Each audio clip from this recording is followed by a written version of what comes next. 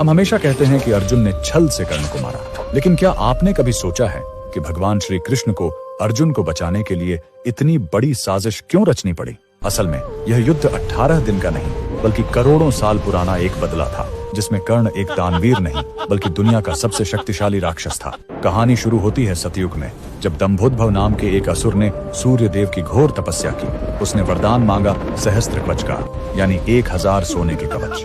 उसकी शर्त इतनी खतरनाक थी कि कोई भी उसे छूने की हिम्मत नहीं करता था। शर्त यह थी कि एक कवच तोड़ने के लिए योद्धा को 1000 साल तपस्या करनी होगी, और जैसे ही कवच टूटेगा वो योद्धा तुरंत मर जाएगा। इस अमृता के अहंकार में उसने तीनों लोकों में तबाही मचा दी। तब भगवान विष्णु ने नर और नारायण के रूप में 2 अलग-अलग शरीर धारण किए।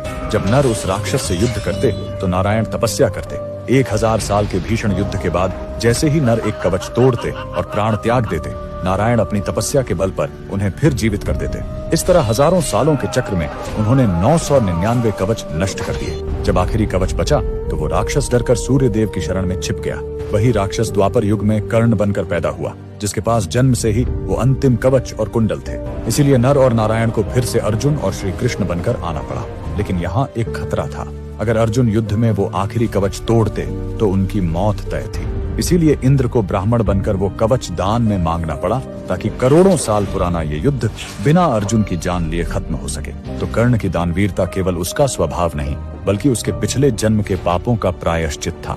जो युद्ध सतयुग में शुरू हुआ उसका अंत कुरुक्षेत्र के मैदान में हुआ। कमेंट्स में जय श्री कृष्ण जरूर। Download share chat.